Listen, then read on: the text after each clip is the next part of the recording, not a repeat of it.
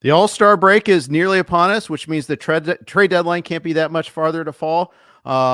We've got a lot to talk about: major news, major trade speculation, and a whole lot more with Kev Mahserejian, aka at RotoSurgeon, coming up next on the RotoWire Fantasy Baseball Podcast.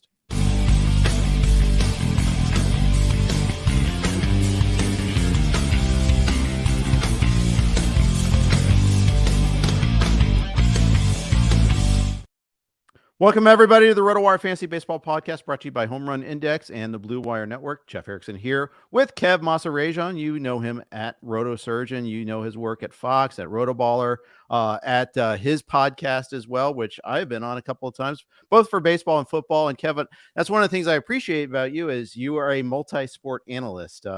It's not that I have anything against people that are exclusively baseball, but I know how hard it is to do two sports at one time. We're about to get to that point here after the All-Star break where training camp opens up, yet we have the trade deadline coming up, the stretch run for our baseball teams. It's hard. Honestly, it's more so self-indulgent. I do baseball, I'll do basketball, I'll do football, more so to just keep myself occupied. Yeah, for sure. It's, love of the game, they say, but it's just so I don't go crazy in the off season. That's basically it. But Jeff, thank you for having me on. It's always a pleasure to talk to you. Oh, great. And the thing is, I am the same. I mean, I have one basketball league. I have one hockey league. I've got my golf league. I'm interested in every sport. So I might as well have an iron in the fire there too. Let's jump right into it there. Big news out of Houston. Jose Altuve on the IL with a oblique issue. This isn't a surprise. Almost anytime someone comes down with an oblique injury, they say he's day-to-day. I know Altuve did that once before where he only missed 4 games, but for the most part, he usually missed more than a handful of games. It's usually an IL trip. Yeah, it's I mean, he's older, so that doesn't really help. But we saw, what was it, Zach Neto, I believe a month ago. Mm-hmm. He left a game with oblique soreness. They didn't even call it like a strain. They said, day to day, and then next day he's on the IL. He's coming off soon, allegedly, but yeah, it's never a good thing to hear. Just like what was it, Mike Trout a few days ago. I don't know if we're going to talk about that, but when it comes down to it, it's just like always assume the worst with certain things. Yeah. Certain injuries, Hammett bone, you're screwed. It's definitely it's got to go out. It's at least 4 weeks, and it's probably 8. And we'll definitely get to Trout. That's high on our list of topics to talk about. But okay, Jose Altuve, actually, he missed the start of the season with the thumb injury.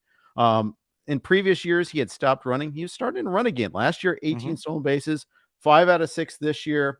Was hitting 264, not the same high average, but he's kind of all over the place these days anyhow. What do you do with him next year?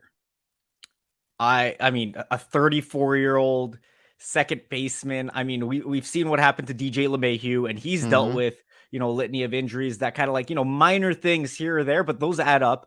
And just in general, these guys, Jose Altuve is still a good baseball player, but it's not really translating to fantasy this year. He has the 5 steals, yes, and that matches his season total from, I believe, 2 years ago.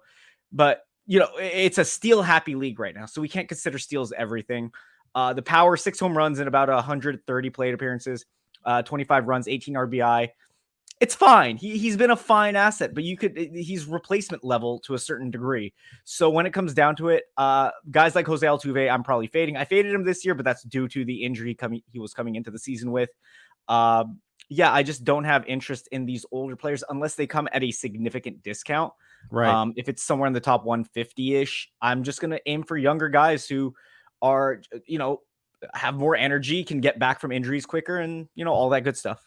Yeah, me too. I'm in the same boat. And I don't have Altuve except for one league where we drafted in February before the WPC. But once he came down with that, it's like, you know what? If he comes back early, great, but I'm not going to be there for that there. And that's how it is. Second base position as a whole. I mean, it's not, looking at, some of the top performers this year, it's not a super, I mean, you got Ozzy Albies, who's having an amazing year. He was one of the big 4 that worked out well. Jazz Chisholm, who qualifies still at second base, or did coming into draft season, been hurt so much. So we kind of got an incomplete with him. But you look up and down the board. I mean, Arias is doing his thing. Ketel Marte has been a big bounce back guy, but the Jonathan top guys, India. Yeah. Jonathan India, another guy that was drafted around pick 175-ish or so. Ryan McMahon has had a good year, so qualifies at second base. But you're noticing not the guys that we were drafting towards the top. Most of those guys have been a disappointment. Yes, I'd like to say there was a glut of second basemen, like you said, in that range. Like Whit Merrifield was involved too. And, he hasn't had the best season, but almost 20 steals, really good average, good amount of runs, and a great lineup. It was just like a lot of solid players that you felt like were pretty similar to the guys going top 200. Like what was like Willy Adames? I'd take most of those guys over like a Willy Adames or whoever else was going in the top 100. Yeah. In the season. Semion's had a good year too. I at least especially a really good start to the season. I know he's kind of cooled off a little bit, maybe a lot bit now that I'm thinking about it there. But he got off to such a great start that it's hard to really complain too much about what he's brought to the table there. But looking at some of the other guys that what they've done, it has been a disappointing position. Edman is now like batting ninth and really slumping. Nico Horner, as Hart Foundation mentioned, has cooled off considerably.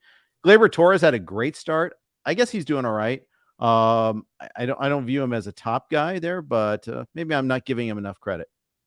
Yeah, Nolan Gorman, he's cooled off a ton recently, but he provided like 17 steals at second base. That's huge.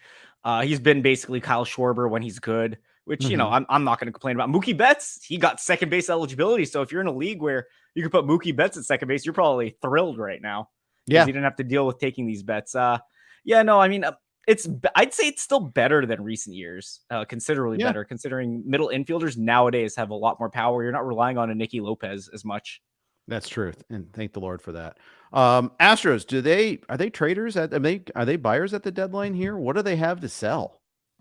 That's a good question. I think they still have some youth in their minors. They've always been good at developing and churning out these prospects and whatnot. Mm-hmm. But the news of Lance McCullers not returning. Their starters are fine. Urquidy, are you really going to bank on it? You're not going to bank on him in the playoffs. He'd be their fifth starter in general. Yeah. They're 11 games over 500. They should buy, but they don't really have much to give up. And I think they just try to prey on getting healthy like Altuve and Jordan. Yeah. They got Drew Gilbert in the minors, but like they don't have Forrest Whitley. That never worked out. And that's one of the things that's big disappointment for the franchise. They missed out on a window to trade him and let alone use him. Yeah, no, Yainer Diaz, that's their big prospect, and he's hitting now. I had a 2 home run game recently, so I think they just stay in house, try to get healthy, maybe make moves around the margins, like for a middle reliever or something that can really help them, or like a back end guy like an Alex Lang, who could give him like an 8th inning horse. They have some guys though, Brian Abreu, Hector Neris, and whatnot to back up Ryan Presley. So I think it actually might take an injury there, but. Yeah, it's those moves around the margins because Michael Brantley, it doesn't sound like he's getting back anytime soon. So, if ever. Yeah, exactly. So backup guys because, they lost Luis Garcia early in the season too. He was a guy they were going to have to rely on heavily. Exactly. Yep. And Verlander to free agency. A lot of losses there. Esteury Ruiz injured his shoulder yesterday. And I want to delve less into like how long he's going to be out because we don't really know just yet. Day-to-day currently listed, didn't play against Detroit today, but entered the day at 43 stolen bases. And just illustrates, you said it already, we need more stolen bases right now. Yeah. Not just Esteury Ruiz, Jorge Mateo is getting phased out. So a lot of those early season steals are kind of, assuming Ruiz is gone for a little bit or a significant amount, let's say a month and a half, depending on, I don't really have a, date on his return. The next best guy, assuming you don't have Acuna, like everybody else, nobody's in the 30s. Everyone else is in the 20s of steals. So you're going to have to be kind of scrambling to make up for a Mateo, for a Ruiz. And it's Willie Castro's probably the best guy in your wire if you need steals. And that feels ugly. It's debatable how much he's going to be on your wire there too. It's just one of those things where you keep, he's been picked up a lot and then dropped and picked up and dropped. Some people have probably just held on to him this whole time. So we'll see about that. But I'm just looking like at the overall Earth standings, since this is a scarf cast and not a main event cast. But just looking at, just looking at stolen bases right now, to get the 80th percentile in stolen bases, you basically have to have 132 points in a 165 team league, which means you're looking at roughly, stolen base wise, you're probably looking already, we're just past the halfway point. You're looking at like 102 stolen bases, 103 stolen bases right now. I gotta say that would have gotten you like 80th percentile for the season last year. Maybe a little short of that, but it's a big leap. Yep. It's a steal happy league, and I like it. I think it's been great for the game, but for the sake of fantasy, I mean, it's actually kind of the guys, like the name guys who are stealing, like Julio Rodriguez. I mean, Starling Marte is up there, Corbin Carroll, Bobby Witt, Wander Franco. I mean, I guess, the Nico Horners, the Josh Lowe's, Tyra Estrada's hurt now. So that's a 20 steal guy that's lost. Jake McCarthy, if you picked him up, it's been kind of, you're not getting a lot of these guys off the wire nowadays. They're the name guys, or they're the guys that were picked up and drafted or held to this point. So Ji-Hwan Bae. Sorry, he's hurt his name right now. Yep. He is too. If you stole Josh Lowe late, you're pretty happy with that. Yeah. 19 bags on the year, along with everything else he's brought to the table. Kind of cooled off a little bit lately, which is kind of true of the Rays. Taylor Wall's got 18 stolen bases. He's cooled off. He's hitting 211, which is basically where that's his level. To your point, Willie Castro happens to be available in a number of leagues, like you said. I'm looking at another one of my leagues where just kind of RotoWire can scrape who's available, who's a free agent, all that. Willie Castro is the only one among the leaders that's available at 18 stolen bases. Yep. I mean, someone mentioned in the chat right now, Travis Jankowski. I think he homered earlier in the week. I think that was his first homer of the season. But that's a solid pickup. Michael Garcia, if he hasn't been picked up in your leagues. Yeah, I think he has some pop too, hitting at the top of the order. I mean, Royals are terrible, but hitting at the top of the order is always a positive. I thought Zach McKinstry would steal more to this point.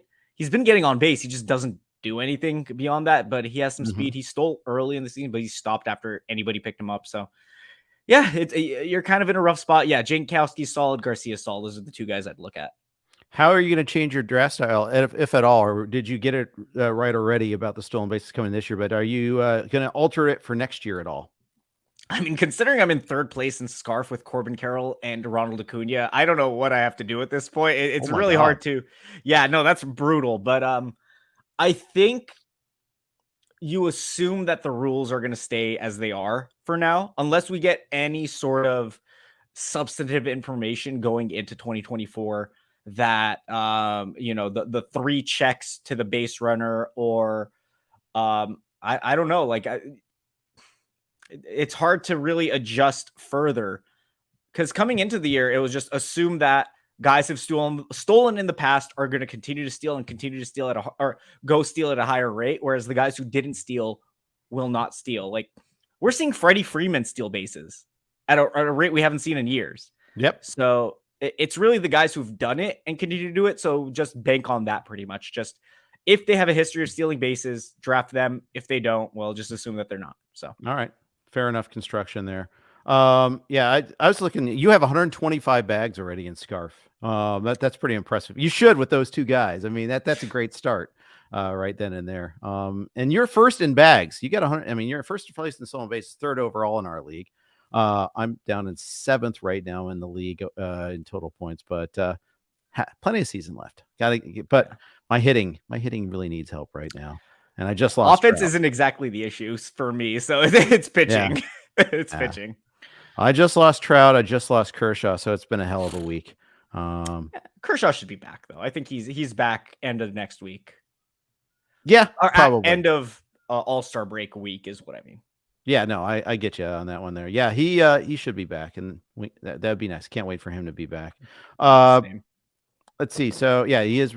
Yeah, one other guy I wanted to talk about before we start looking at the trade deadline. Colton Cowser got the call. He does have speed. Someone in the chat was saying, I think it was the Hart Foundation saying I'm bragging because the Reds have all the prospects. The Orioles also have all the prospects. He's the next great prospect to get called up. How heavy do you expect to be the bidding this week?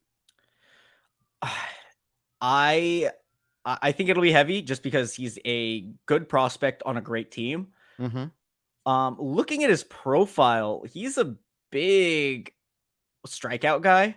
Like throughout his career, he's been 25 plus. Just recently, he got to 23.3% in AAA at 23 years old, which is solid. That's about where you want to be for AAA. But he gets on base by walking. NFBC leagues, roto leagues, they're average leagues. So he might be one of those hurts your batting average, helps you everywhere else kind of guys.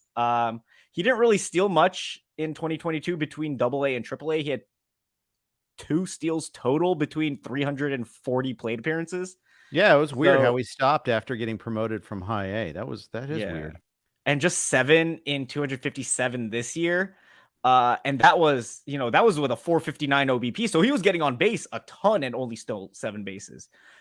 So I'm not exactly going to bank on Colton Cowser providing me double-digit steals going forward. If he'll give me like a sprinkle of them, but you want him for power. He has plenty of that. You need that to translate. And luckily, him being a lefty, he doesn't have to deal with the long or the higher wall in Baltimore on the left field side.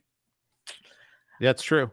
I'm going to bid, but I'm not going to go crazy on Colton Cowser because I just don't think the average and steals are going to get me to where I need to go. Yeah. Plus, I mean, who has money left now? With all the bidding that we've done this year, I mean, it's crazy. Like in our league, it's awesome. In Scarf, I've got 186, 18.5% of my FAAB budget left. That gives me the 5th most FAAB in the league. Yeah, 15-team league. There's one team that's completely out. Another person's got 8 out of 1,000 left. 2 others at 22 out of 1,000. It's been an active league. When your hammer has 437 left, and then the next highest is 240. We've been bidding a lot in this league. It's awesome. It's fun, honestly. I love competing against you guys every Sunday. It makes my evenings, and it's at 9 p.m. too, so it's like a little cherry on top to typical 7 o'clock FAAB. Or we get to see all the main event, all the other NFBC bids, so you get an idea of what players are going for. In some cases, you raise it by a couple of bucks here and there. It was funny. I think there was one week where I think it was maybe the Bobby Miller week, or maybe it was another week where I was doing the Sunday night pod with Scott Genstad, and we're talking about Scarf because the bids were going to end while we were on air. And I was like, well, I'm going to do this, but the next guy's got this. Maybe I should, and Scott goes, maybe you should bump it up to that. So I go, yeah, maybe I'll even bump it up a little bit more. So I bumped it like to what Scott said, +3. And of course, someone came in second at what Scott said. So either he saw the future or someone was listening in the league. And either way, it's great. And the thing is, I love about this league, it's the live draft too. We had a great time doing it both years so far. Fun league. I love a live draft, especially with industry people. Yeah, no, and I really like that almost everyone makes it out. We've had at least 80% full both times, and they've been in different spots. So we've made it like kind of accessible to whomever needs to make it. Also, okay, speaking of FAAB, I have 89 out of 1,000, and I'm in the middle of the league. Yeah, exactly. 89. Exactly. And we have half the season left, just under half the season. Yep. It's going to be a lot of $3 and $4 wins late in the season, except if the intrepid souls that save a little bit more money. I'd like to have about 10% of my budget for the last month of the season. I learned that one from Scott Genstad. It's going to be almost impossible to do so. And I know in other leagues, I'm already below that threshold. It's sad. But then again, in one of those leagues, I got Ellie. I mean, I'm not going to complain. There you go. That's your boy. That's your favorite team right there. So yeah, it's a huge exactly. 3-3 in the 9th in that game, by the way, with the Nats. They had another rainbow leg game.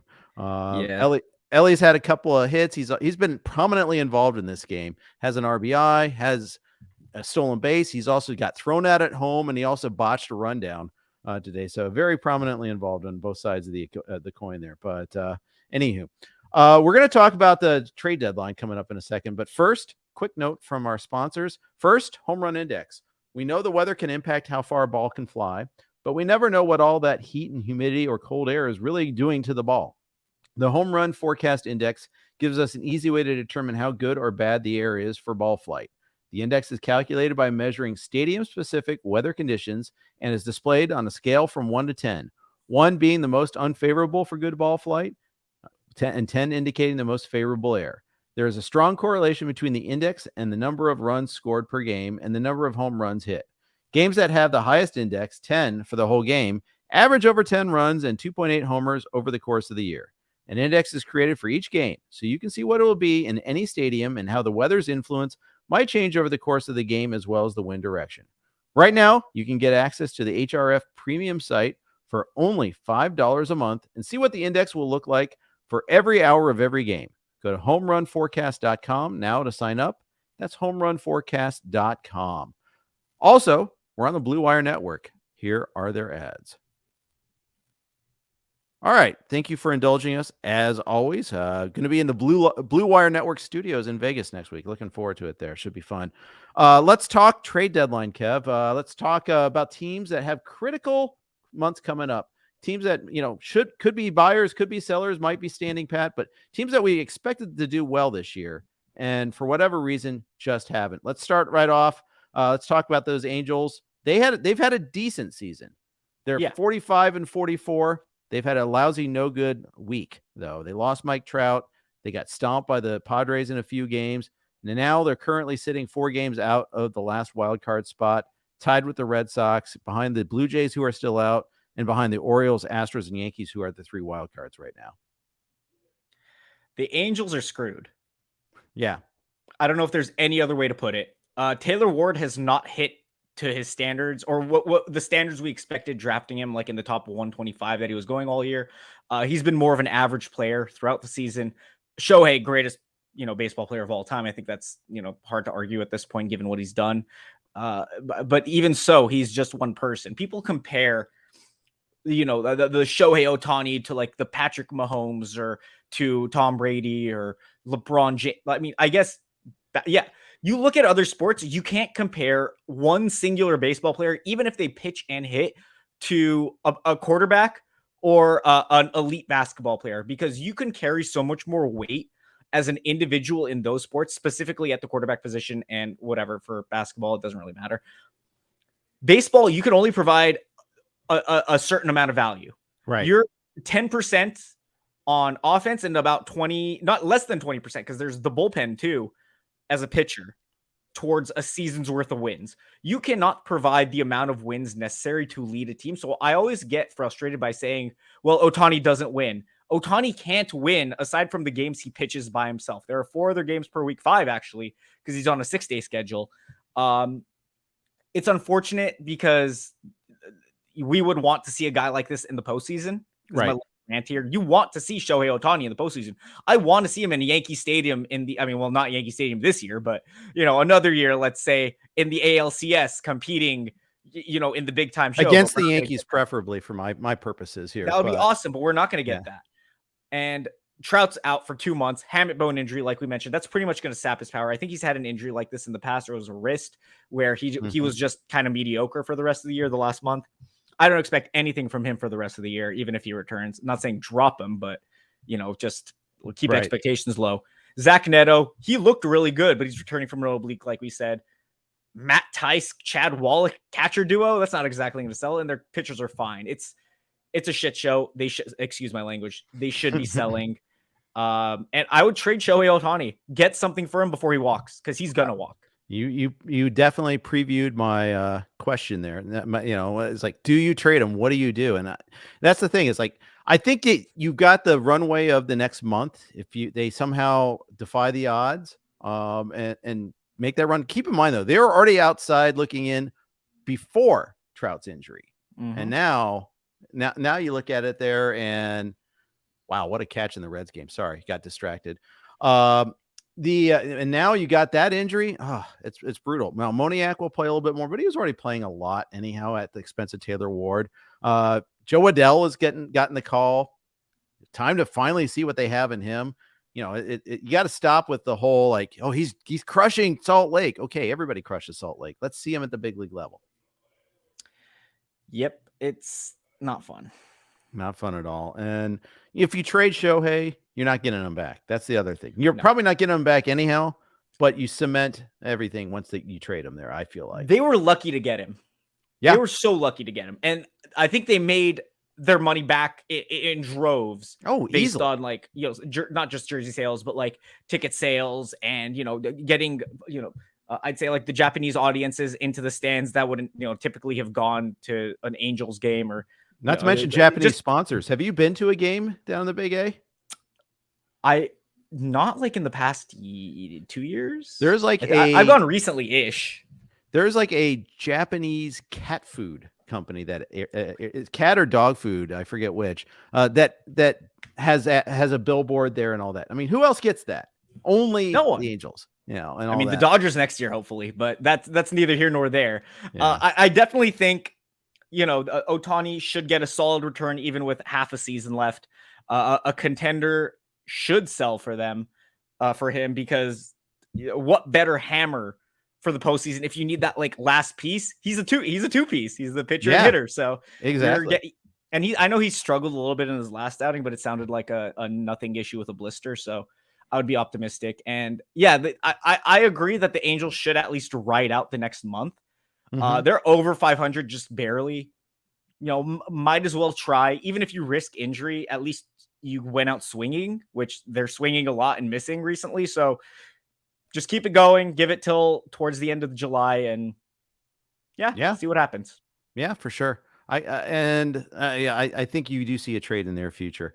Joel Hennard says, "Is Joe Adell the new Alex Wood for the Angels?" There, I think he means Brandon Wood, right? Yeah, it has to be, because Alex Wood was good until he got. I mean, he was good at the start of his career, so I don't think that's really. Yeah, it had to be Brandon Wood. Yeah, but I mean, it could be.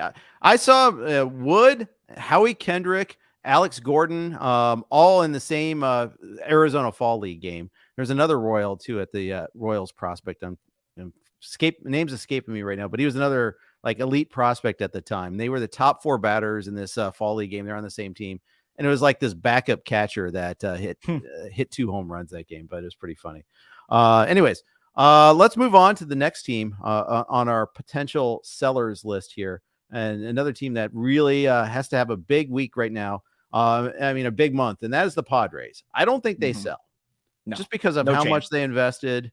They've actually started playing a little bit better lately, but it's high time for them. They're 6 games out of the wild card still, 5 games under 500. The division's still kind of in play. Arizona's starting to take on some water, I've noticed lately. So even though they're 9 games out in the division, I don't think the division is settled either. The problem is they have to leapfrog both the Dodgers and the Giants. So it's more likely to better to focus on the wild card, but still, they're a confounding team too. Yeah, I look at the Padres. They had Tatis out for the first 3 weeks, so that's already they started off on the wrong foot with the season. But he's been fantastic. They just DFA'd Nelson Cruz, which I think is huge. You don't want those anchors on your team. Gary Sanchez is cooled down, but overall, I mean, the pitching, Seth Lugo, Michael Wacha, been amazing more recently in the season. So they have, something to work off of there. Yu Darvish was getting really unlucky. Blake Snell's been arguably the best pitcher in baseball over the last month and a half. So they have, a solid base to work with. Josh Hader is back to being Josh Hader. Yeah. Another team, I think they need to make just those middle reliever moves. Like I said, Alex Lang earlier, but might as well just, they need maybe an 8th inning guy. And, if they want to shell out for an ace, like if they want to go get Scherzer, and I mean, they're having some money issues, but overall, I don't think the Padres need much. They just need some luck. Yeah.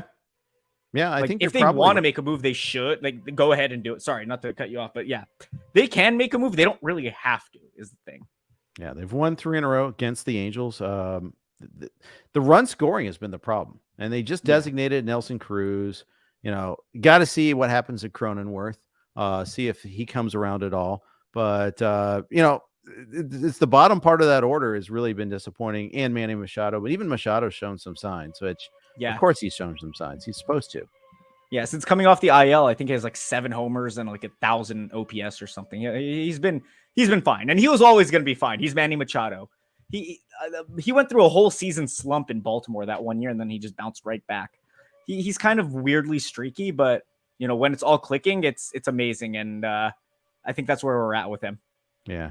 Gary Sanchez had like 6 homers early. He's had like 1 in the last 17 games. He's not hitting at all.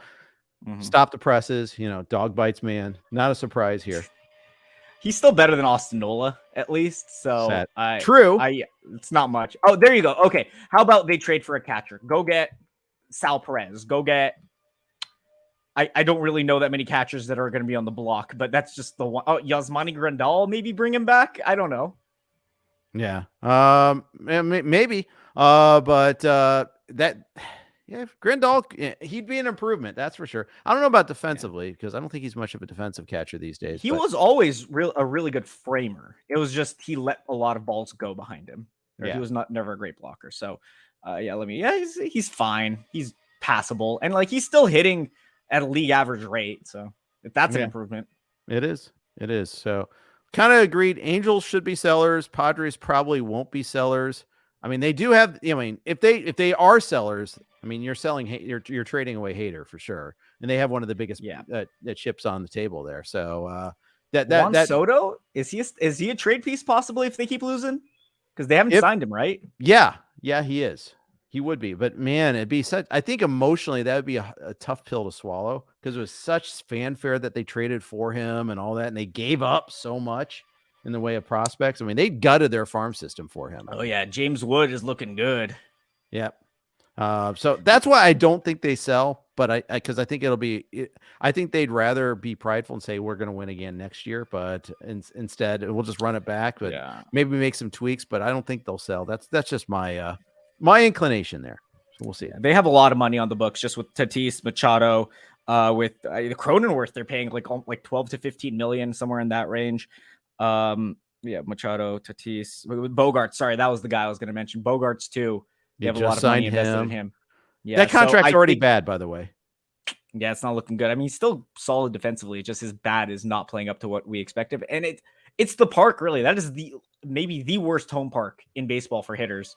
So you either need extraordinary power. Even Soto struggled his first year last season. So it's really rough to get those hitters in that aren't really, that struggle early and then kind of get in their head. But overall, I think the Padres are probably just going to end up buying. But Hader and Soto are the guys I'd expect to be sold if they sink over the next 3 weeks. And I've heard Shohei Ohtani might be one of their targets too, by the way. Why not? Yeah, keep piling on. If they do become buyers, what about Paul Goldschmidt? An upgrade over Cronenworth. I know the problem is they signed Cronenworth to the long-term deal, but the Cardinals got to be sellers. And Goldschmidt is a free agent after next season. Seems like he'd be an ideal guy to trade if you're the Cards. I love it. I love the concept of adding a veteran first baseman, kind of get someone to kind of steady the ship. It feels like there's a lot of tension with the Padres. Like every loss feels like the worst loss ever for them. Right. And Goldschmidt's kind of been through the dog days with the Cardinals, excuse me, the Diamondbacks. I mean, well, technically the Cardinals too now. I was thinking Arizona Cardinals for a second, but neither here nor there.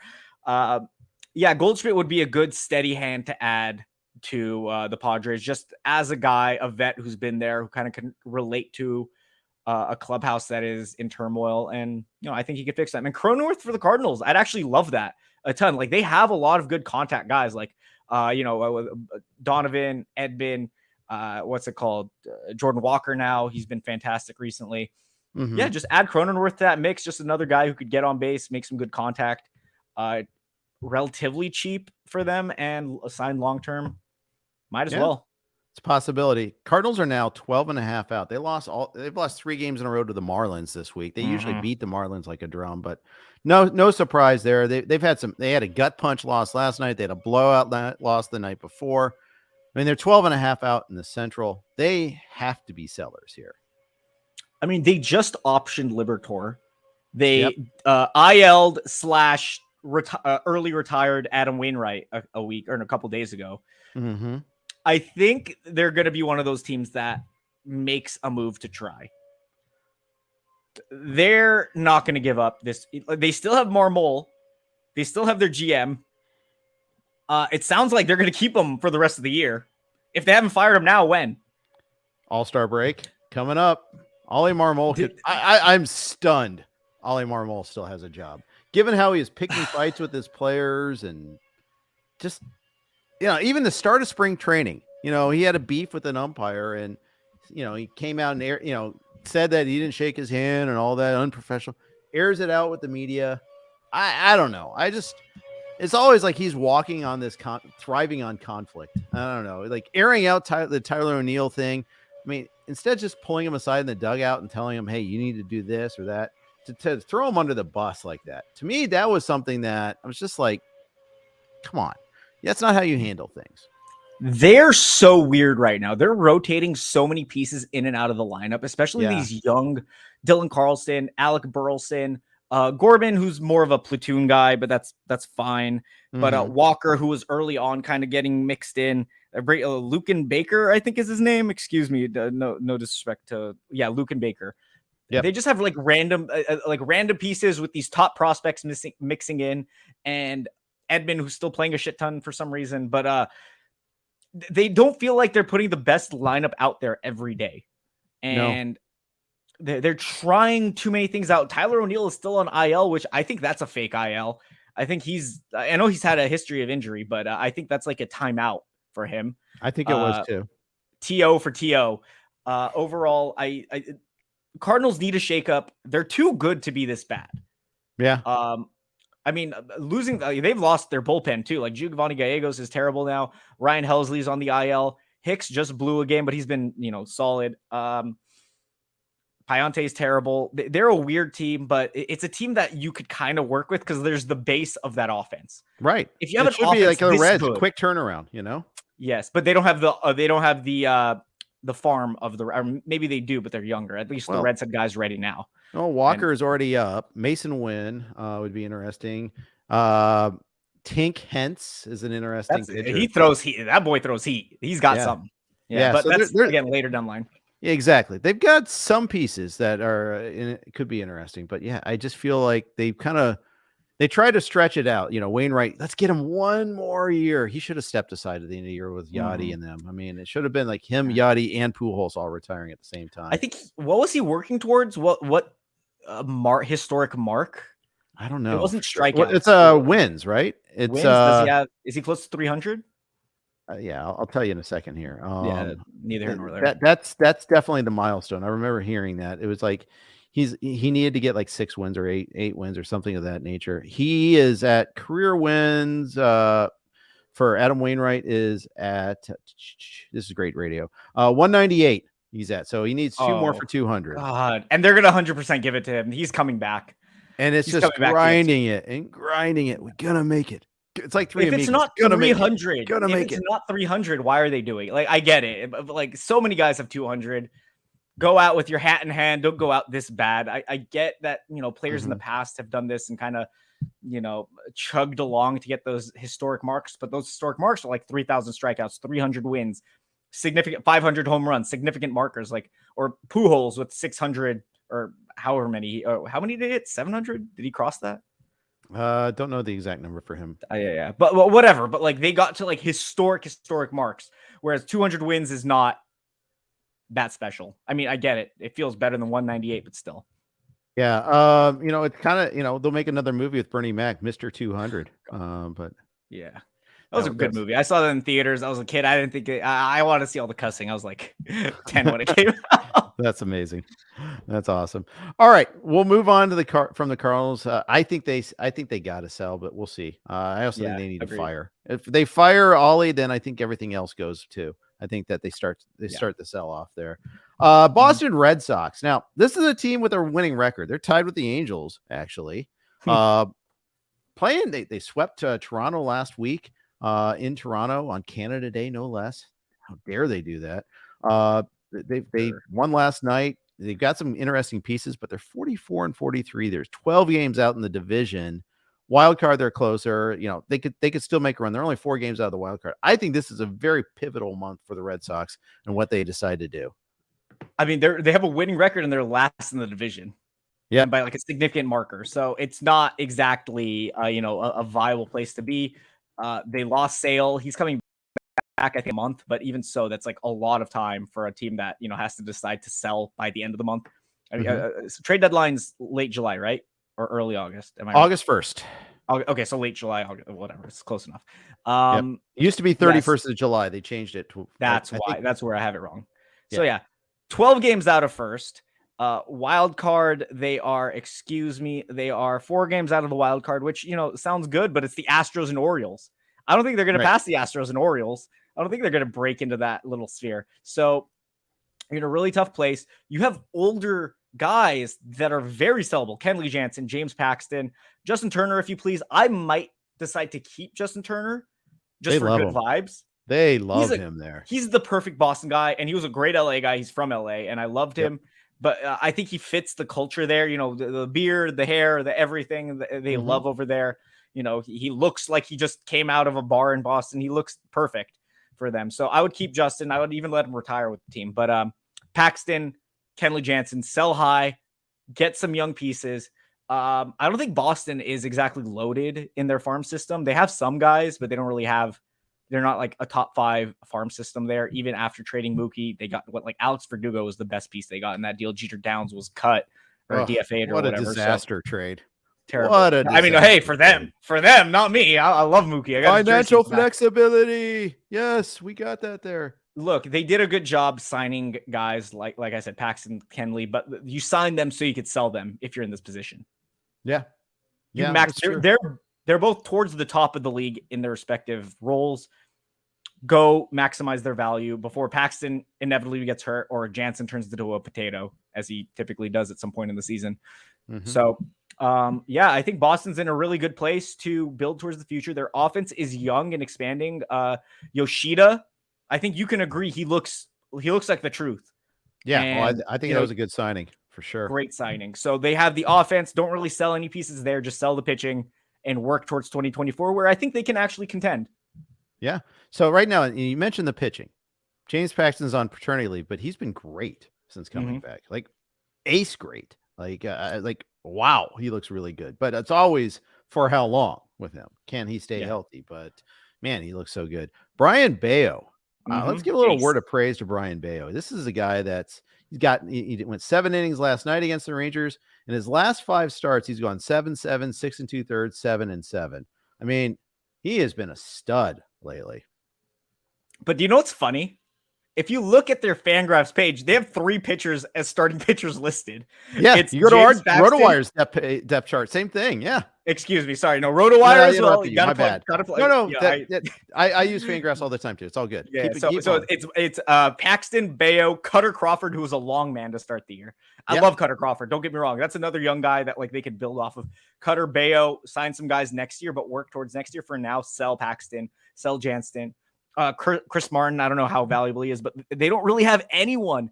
Hook on IL, Kluber on IL, Sale on IL, Whitlock on IL, and it looks like Whitlock maybe long-term. Kluber's terrible.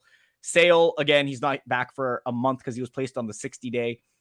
Hook, I don't really know the length. I know he's on the 15. It's a face fracture, so I don't really know what that means for him. Broken face. He's a young guy. They're not trading him. But Jansen, Paxton for sure. Martin, if he has value, get rid of him, build towards next year. That's my move. Yeah, they called up David Hamilton at one point in time to play the infield to replace Kluber. Sorry, I thought at first he was going to pitch. My bad. Yeah. But the point is, they don't have that ready-made guy. I mean, it's really wild. I mean, trying to look at their, there's a lot of teams that are like that right now. They're like, God, how are they going to get through the season?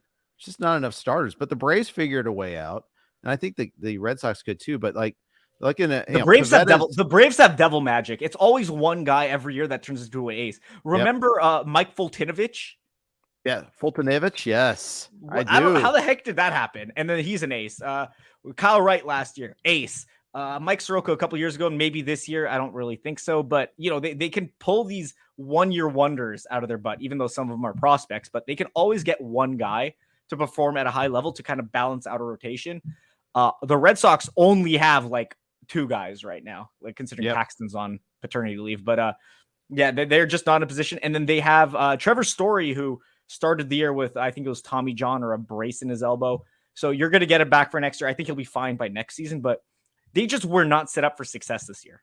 Yeah, exactly. It looks like they might get Pivetta back in the rotation at this weekend. We'll see how that goes. But he lost his spot for a reason, right? Yeah, yeah. You got Paveta'd. That's you don't want Pavetta in your rotation. No, you don't. So yeah, that's a tough spot for them. By the way, you mentioned the Braves. They imagine if they were the team that had fixed Kevin Gossman. Remember, Gossman spent some time there. He spent some time in Cincy. Reds designated him for assignment, but that was like 4 years ago. I think we can let that go on that. But yeah, the that's Giants, like the Astros. That's like the Astros DFAing JD Martinez. You could forgive one bad mistake, or the Dodgers trading Yordan, which actually stings a lot. Yes. But nevertheless, everyone has a mess up. You can't fault any particular team. Exactly. We should do a worst personnel decision for every franchise. That'd be a good article. Yep. Yeah, it'd be fun to research. All right. One last team I wanted to bring up is the Seattle Mariners.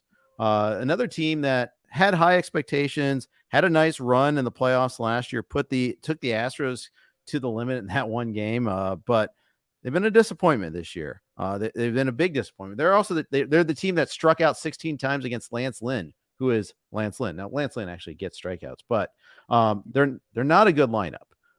They're 42 and 43. They're 5 games out in the wild card, 1 behind the Red Sox and the Angels. Their pitching is strong. They've got a great rotation, but that offense is just hurting. And they have a good bullpen, very good bullpen at that. So I say with a team like this, you can't afford to waste a pitching year to this degree. You can't afford to waste an elite Kirby, Brian Wu out of nowhere, who's elite now. Luis Castillo's pitching well. Logan Gilbert's pitching well. You can't afford to waste that. Elite pitching years, you have to hammer, and they have the offensive pieces in play. They just need, again, to work around it or add that one piece. Hey, Shohei Ohtani. Shohei Ohtani. Why not? And they were in on him in the first place. Yeah, there absolutely. You go. That should be the Ohtani team. They're starting Mike Ford at DH, and no disrespect to Mike Ford, who's hit fairly well, but Yankees legend Mike Ford. Yes. Bench DH him, or first base DH bench whatever him, and then bring in Ohtani. You have your 5th starter. They don't really have one of those right now, technically. I guess they had Bryce Miller's on the IL with a blister, but even so, I mean, maybe make him the 6th starter. They've wanted to run with a 6th starter for a while. Mm-hmm.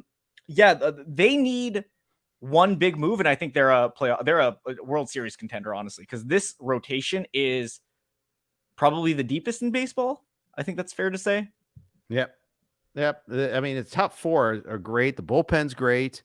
It's really just a matter of the hitters there. And by the way, Mike Ford has actually been good. Is the funny thing. Although on base not necessarily 308, but he's slugging 583. Granted, it's 78 plate appearances. He'll turn back into the pumpkin he's been for the rest of his career. So I'm not really buying into that. But they traded for Colton Wong. Or signed him. I forget if it was a free agent contract or if they traded for him. But man, we're still waiting for Colton Wong's first stolen base. Think about that. That's like waiting for Tim Anderson's first homer. Anderson actually kind of homered, but they took it away last week. So it's somewhere there. But with the Mariners, they're getting a fantastic year from JP Crawford. He's been a very good player this year. He's actually taken a leap offensively, kind of downward defensively, but nevertheless, you have him. Ty France has been solid. Teoscar's been pretty good, not to the level they expected, but I think there's a team that needs one swing, and if they miss, they miss. But this is a team that has to swing. You can't waste a year like this, or a 2-year window even. Maybe you go out, not you, but maybe they go out and get Paul Goldschmidt. Maybe they go out and make a veteran move for a very good bat that can support them, because it would be such a shame if they sold or if they just sat on their hands. I agree. Eloy Jimenez was suggested by Uncle Ted. That's not a bad idea. I think the White Sox will be sellers. Giolito and Eloy should be both on the 100%. Block. And those would be 2 of the premium chips out there, I think. Dodgers, please give me Giolito. Yeah, that would be a nice fit. Dodgers desperately need starting pitching. Desperately. Bobby Miller, I don't know what's going on with him. I could have sworn he would have been one of the best, if not the best rookie pitchers, over the first month that he came out. But recently he's just been getting bombed. Yeah, it's a correction. It's a game of adjustments, right? True. We get spoiled by Yuri Perez, but guess what? Yuri Perez got bombed the last time out too. I mean, it happens. Abbott will get his at some point in time. Smith-Shawver never really kind of had his good run yet, but I still would I still believe in him. I just think that the Braves probably are going to hold him back this year for the most part. There's been plenty of good rookie pitchers, but even the best ones run into a wall. Bryce Miller had his problems in Seattle for a while before the blister came up. He was rolling, but then he struggled for a while there too. So these guys are going to be up and down. I would trust Bobby Miller in the playoffs, but you don't want him as your number 2. I mean, obviously you need Kershaw and Urias healthy. Urias, we don't really know what he's going to look like. He had a rough first start, but I trust him. I would trust Miller as a 3. I would prefer him as a 4. They need to make a move for one guy. If they make a move for 2, hey, more power to them. But I don't trust Syndergaard when he's coming back. I don't think anybody does. No. It's been Gavin Stone, massive disappointment. I was super wrong on him. That's the big L I'll take, but luckily it was so cheap that I don't mind. Right. The Dodgers are in a weird place. They need a hitter too. So, hey, if you want to, they can't really make an Eloy move, but the Tim Anderson, Giolito combo or Lance Lynn, even if it's Lance Lynn, who's top 5 in strikeouts in the AL, I'll take it. Yeah, I can see it happening there. So we'll see. I mean, really looking for the trade deadline. I want to see some movement here. Come on, guys, get on it. The more games you get from that player, the better. But you got to have a willing seller, I suppose, too. But these are all teams that we should be looking for. I throw the Cubs in the mix too as a team that might be sellers at the deadline too. They're another weird team. They're in a division they're the mirror of the Red Sox in a better division. Yeah. I think that's right. Fun fact about the Cubs is they're the only team in the NL Central with a positive run differential. Although they did lose today, but plus 23. Hendricks has looked good. They have weird Albert Alzolay looks like a shutdown closer. Leiter's looking like a great setter. They have weirdly good pieces. Yeah, but I don't know what you do with it though. This is a team at least within the division. Hey, compete. Might as well. I think the only move they really need to make is firing David Ross. Yeah. Is it Ross's fault? As far as I see, I'm not watching every Cubs game. I'll be the first to say that. But from what I see from Cubs fans I follow, it seems like it's Ross's decision-making that leads to these losses more often than not. Because I look at the lineup, I think the lineup's pretty solid and getting Christopher Morel hot. Bellinger's had a fantastic season when he's on the field. Suzuki's been the big anchor piece, if anything, and he's a guy I believe in. He just started the season with the oblique injury. So, I think Tauchman hitting at the top of the order, getting on base a ton, they have pieces. I think I would take. They're a team that should take a shot. Just see what happens at the deadline or towards the deadline, and decide from then on. Sure, I can see that there. We'll see what happens with them. They're 6 games under 500. They are definitely one of those teams. If they fall off in July like they did last year, they could definitely be sellers, and we'll see about that. But anyhow, Kev, this is fun going down some of these rosters, talking about these trade possibilities. Looking forward to seeing more of that there. I know you do football as well. We'll probably talk football at some point on this on the RotoWire podcast as well. Thanks for joining me today. Jeff, it's always a pleasure. Thank you again for having me on. I love all you RotoWire guys. They're all some of the best to converse with, talk football, baseball, whatever it has to be. But it's been a pleasure. Everybody make sure to go follow me at RotoSurgeon on Twitter. Again, not threads. No threads for Kev anytime soon. So that's where all my train of thoughts going to be. I do have a Patreon that just recently released. So hopefully people can go follow that at RotoSurgeon or just RotoSurgeon in the link. It's on my Twitter. And the Operating Room Podcast, where Jeff, you will likely be a guest again. I'm sorry to have to, twist your arm to come on the pod once more, but come football season. Talk about sports. Oh, there we go. We love sports, baby. Drudgery. Yes. Are you going to be at the? Not to go off topic here. Are you going to be at the Scott Fish Bowl live next week? I am. Are you going to be there too? All right, nice. I'll see you there. I'm in the in and out division. So. I'm in the Roscoe's division. So we'll get to chat though. Get to talk strategy. Sounds good. All right, man. Thanks everybody for listening. Go check out the Operating Room. Check out Kev on Twitter at RotoSurgeon. You'll see everything that he has to offer there. Got a modified version of Two Start Starter podcast tomorrow. Clay and Todd. Be looking forward to that. They will size up the series after the All-Star break. Make sure to tune in for that. Thanks for listening to RotoWire. Take care.